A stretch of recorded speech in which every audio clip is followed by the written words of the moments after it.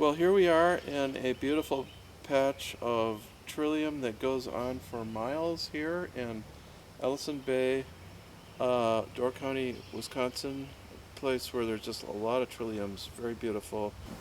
This is a plant which is not exactly environmentally endangered, but it should be placed among the environmentally endangered because it probably occupies only maybe 2% of its original range at this point in time.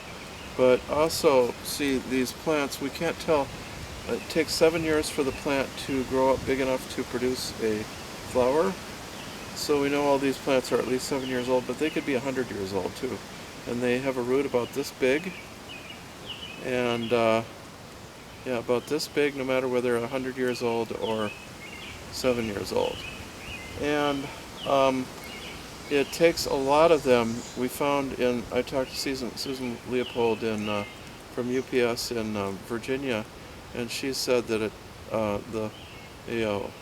wildcrafter who was starting to get unhappy about the idea of decimating the natural stands of it, she reported that there was 4,300 roots per pound of Trillium.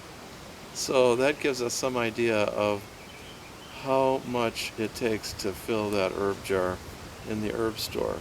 So I'm going to tell you how to make it very mildly. This is a plant that I use in drop doses for two reasons. One, because I learned the really valuable use in endometriosis from homeopathic sources, and they used at 1x, 3x in the original provings and original use.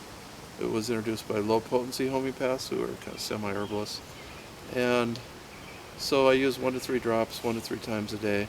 But that's also environmentally safer. Or you could take, I'll tell you how I make a tincture, but you take a dropper of the tincture, put it in an ounce of alcohol, and just take 5 drops of that 3 times a day. So it's dilute. Also, this does not taste good. It's not a good tasting root at all.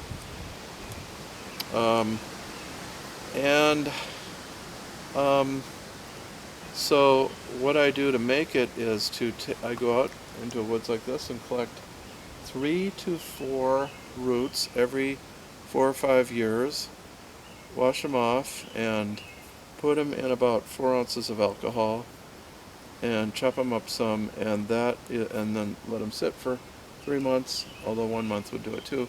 And that's my tincture, and that will usually last at that few drops per dose for 4 or 5 more years. I always look for woods like this where there's just thousands of them. Okay, so I believe that's how they should be used in very small doses. Now, I admit the original. So this herb enters herb commerce about 1840, 50, and was used originally for the hemorrhaging of tuberculosis. I imagine you did need to use big doses for that. And yes, if you have tuberculosis and you don't have any other remedy, go ahead and use a bunch of it. But otherwise, don't do that. From there, it entered into, the pioneers learned that this was a major female remedy used, no, not just female, but obstetric remedy used by the North American Indians for making the labor easier, smoother, and getting it started right at the end. So it's used right at the end. I think it is an emmenagogue, so I wouldn't use it until the labor is overdue or expected. Then it's used after labor too for flooding and exhaustion and stopping the excessive hemorrhaging. Okay, so it has the name Bethroot or Bethroot in commerce in U.S. in North America. Bethroot coming from birthroot, birthroot coming from the Indian use. And I was taught about this by Tismal Crow, who's no longer with us, 20 years ago, and he said that Trillium was like the emblem of the midwife, like the way the barber pole is the emblem of the barber. Like, if you dreamed of a Trillium, that gave you the right to be a midwife, to be trained and to be known as a midwife in the community, and to use the plant. And then that meant, like at the powwows, the dances, you would have beadwork that would show trilliums on your beadwork, and that would be, like the stylized floral designs of the Eastern Woodland Indian people. Um, so that advertised what your dream was and what you had the right to do. You were not self-appointed, but you were recognized in dream time. Because then they'd go in the spring. I don't know what they call it up here, the green corn dance down south, where you'd go and everybody compare notes, and they had a group of elders, and the elders would listen to the young people, even the old people, and the dreams. What does it mean for the community? What's it mean for the person themselves? So, and then they'd analyze it, and so you couldn't just make up your own dreams and fool people about it. So then you were accepted as a midwife, and and you could use this herb, and you were taught about it. So, as Tismal said, Trillium brings down the baby. That means it helps with neat, good delivery. And then in the homeopathic provings, I learned this from the homeopaths. See, an herb normalizes between two opposites. So the homeopaths brought out the opposite. They proved it on one woman that's approving as they give it till it produces symptoms. They only had one prover, and she had a severe hemorrhaging and a all-gone feeling like collapse of the pelvis. So that would be suitable to women who had a very hard labor and felt collapsed and hemorrhaged a lot. It's not used to bring away the afterbirth, to my knowledge. It might be, but I have not heard of that. There are other remedies like the wild ginger and Virginia snakeroot that are specific for that. So those were the main uses. Then the eclectics and the old homeopaths, they started using it for what they called uterine fibroids, but I don't know how I got into this remedy as a remedy for endometriosis. I might even have it written in one of my books. I can't remember. It's possible Tismal told me that. It's possible I just learned about that. But it's not for fibroids, to my knowledge, as much as it is for, in fact, it may not be at all for fibroids. They didn't know what was going on in 1890, 1900, 1910. So they called it fibroids, but endometriosis. This is very good for endometriosis. And I recommended this to one person. Go out on your farm, dig 3 of them, make a little tincture, and then give it away when you're done with it because it's so valuable. And she said when she dug it up, it almost took her breath away. It looked so much like she felt like endometriosis. Like the little root under there is all the, like, you would think, maybe a rhizome actually. Probably a rhizome, which is an underground stem.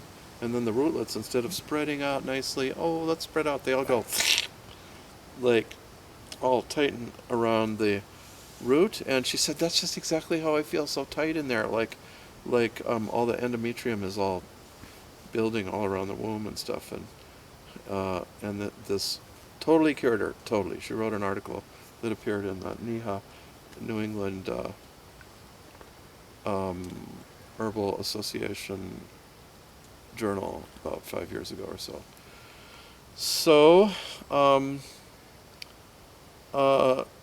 so it can, I wouldn't recommend using it at all, except that it's so extremely valuable in a very bad thing that prevents conception and can lead to hysterectomy and a great deal of pain. And even when you've had the hysterectomy, there could be it all over and the pain continues. So this really stops at graveyard dead if you're the right type, for the right type of endometriosis, which is when there's too much overbuilding of the endometrium. Like Yarrow has that too, when there's too much blood to the uterus, and then poor expulsive power so that it remains in there, and then some of the endometrium remains and goes back up and goes out and clutters up the pelvic community. The other types of endometriosis, there's 3 of them, as I was taught by Phyllis Light. The second one is when there's mucus in there, and the mucus adheres the endometrium, and then some of it gets away despite the mucus, and gets out around. And I only had one case like that, and I used Easter lily for that because that clears mucus from the womb.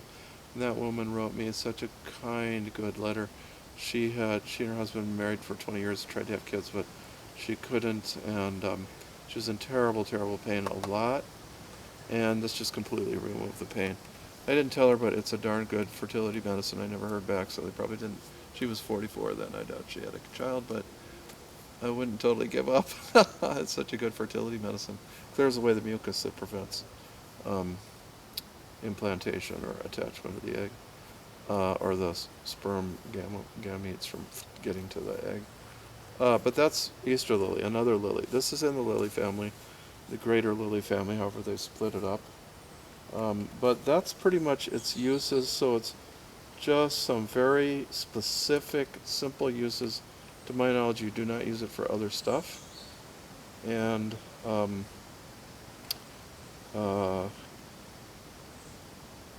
so you shouldn't need a pound of it.